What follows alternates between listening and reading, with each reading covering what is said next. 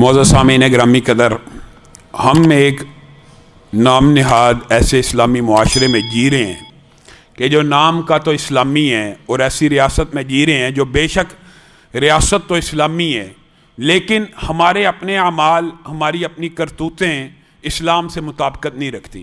اس کی کیا وجہ ہے؟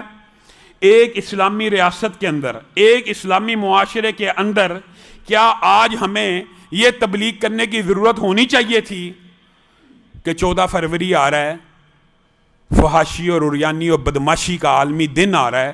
اس حوالے سے لوگوں کو اگر اس معاشرے میں بھی سمجھانے کی ضرورت ہے تو پھر یہ نام کا ہی اسلامی ہے۔ کہاں پہ ہیں وہ لبرل مافیاز کی آنٹیاں اور موبتی مافیا کلچر جو کہتا ہے کہ سیمنٹ کی بوری مسجد میں دینے سے بہتر ہے آٹے کی بوری ہمسائے کو دے دو؟ کہاں پہ ہیں وہ جو نعرے لگاتے ہیں قربانی کا، بکرا ذبح کرنے کی بجائے غریب کی بیٹی کا جہیز تیار کر لو؟ وہ جو نعرے، دعوے، یہ جو بوریاں اور یہ جو جہیز کے نعرے ہیں، یہ صرف قربانی اور حج کے ایام میں ان کو یاد آتے ہیں۔ یہ جو ویلنٹائن ڈے 14 فروری کو آ رہا ہے، پوری دنیا میں اربوں ڈالر صرف کارڈز، کیک، پھول اور بدماشی، عیاشی، فحاشی کے لیے خرچ کرنے ہیں، وہ غریبوں کی جیب میں نہیں جا سکتے؟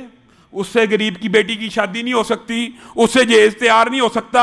یہ کتنے دکھ اور افسوس کی بات ہے، دکھ اور افسوس کی بات ہے، یہ نو ہے کہ ہم اس اسلامی معاشرے میں رہتے ہیں جہاں پہ ہماری اسلامی تربیت کا اندازہ یہ ہے کہ غیر محرم محبوب ہے، غیر محرم صنم ہے، معاذ اللہ غیر محرم معشوق ہے، اس کے لیے شعر و شاعری کی جا رہی ہے، اس کے لیے شعر و شاعری کی صنف ایجاد ہے، اس کے لیے لمبے لمبے افسانے ہیں، اس کے لیے پیار محبت کے ایسے ایسے واہیات اور گندے اشعار ہیں، شعراء کی کتابیں موجود ہیں، اور جو پکیزہ تعلقات ہیں میاں اور بیوی کا، ان کے لیے شعر اور شاعری نہیں ہے، ان کے لیے ان بدبختوں نے کیا کیا ہوا ہے؟ لطیفے ایجاد کیے ہوئے ہیں۔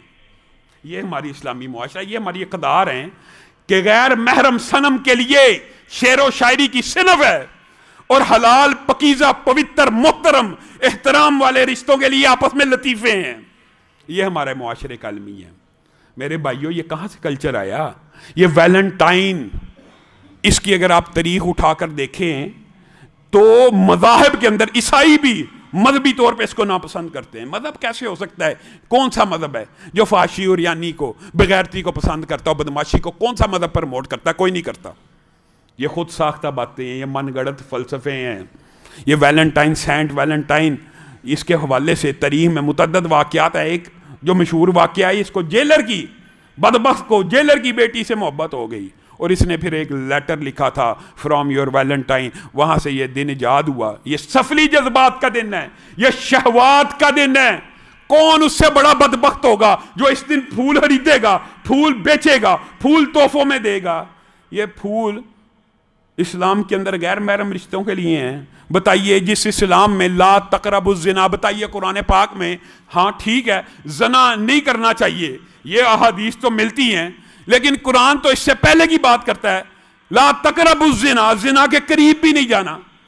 کیا دو غیر محرم آپس میں اکیلے ہو جائیں؟ رسول اللہ کہتے ہیں تیسرا شیطان ہے۔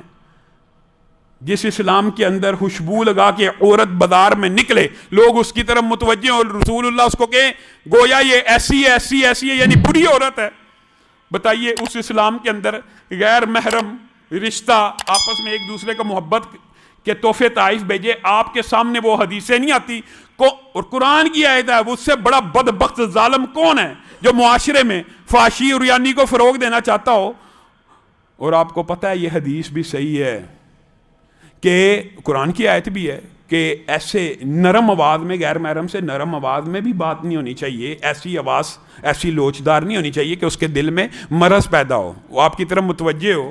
آپ کی غیر موجودگی میں کوئی خدمت گزار غیر محرم رشتے کو بڑھ بڑھ کے پوچھے، یہ اسلام میں اس کی اجازت نہیں ہے۔ رسول اللہ صلی اللہ علیہ وسلم نے کہہ دیا تھا کہ کل قیامت کے دن ایسا بندہ جو تیرے رشتوں کے اوپر اس انداز میں فیور کر رہا ہو کہ رشتوں کے دل میں، چاہے اس کے دل میں خیال ہو یا نہ ہو، رشتوں کے دل میں، کیا مطلب؟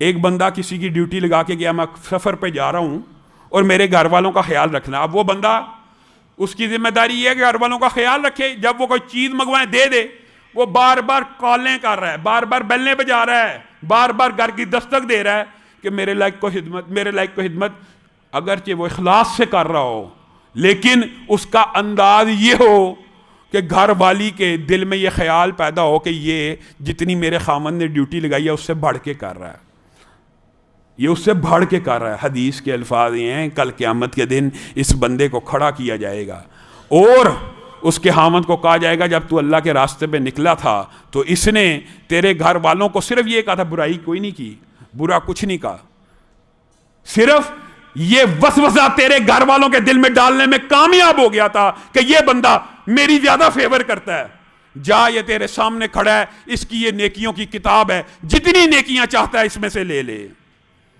کوئی بندہ چھوڑے گا کسی کی نیکی اس دن؟ میرے بھائیو، یہ اسلام کے اصول ہیں۔ غیر محرموں سے اس طرح ہنس ہنس کے باتیں کرنا عام جائز نہیں ہے، تو محبت کا اظہار اور دکھ ہوتا ہے، افسوس ہوتا ہے۔ والدین کو بھی، بہن بھائیوں کو بھی اللہ کی قسم سوچنا چاہیے، آپ کا اپنے گھر والوں کے ساتھ بھی محبت اور مودت اور الفت کا رشتہ ہونا چاہیے، تاکہ کوئی بدبخت راہ چلتے آپ کی بہن بیٹی کو کوئی محبت کے الفاظ بول دے تو وہ اس کی طرف اٹریکٹ نہ ہو کہ ہمارے باپ نے تو کبھی ہمیں یہ بھی نہیں کہا میں تم سے محبت کرتا ہوں، ہمارے باپ نے تو کبھی مجھے اپنے سینے سے نہیں لگایا، میرے سر پہ شفقت سے ہاتھ نہیں پھیرا۔ اگر آپ اسلامی معاشرہ چاہتے ہیں تو اپنے آپ کو پورے کا پورا رسول اللہ کی سیرت میں ڈھالیں کہ رسول اللہ کی بیٹی فاطمہ آ رہی ہے، رسول اللہ آگے بڑھ کر ان کا استقبال کر رہے ہیں، ان کے ماتھے کو چوم رہے ہیں۔ یہ وہ بچیاں اور بیٹیاں اور بہنیں ہوتی ہیں، بھائی جن سے محبت کرتے ہیں اور والد جن سے محبت کرتے ہیں، ان کے بہکنے کے امکانات کم ہوتے ہیں۔ اللہ کرے کہ ہمارے معاشرے میں حیا کا کلچر عام ہو، حیا کے دن عام ہو، یہ بے حیائی، فحاشی، عریانی، بدماشی کے دن نیست و نبود ہو جائیں، اور ان سے بڑا بدبخت کوئی نہیں۔ آج سے ارادہ کر کے جائیں، اس کلچر کے خلاف انشاءاللہ آواز بھی اٹھانی ہے، اور اس کلچر کو اپنے اسلامی معاشرے سے ایسے کاٹ پھینکنا ہے کہ پتہ لگے یہ اسلام کی ریاست ہے، یہ دین کی ریاست ہے۔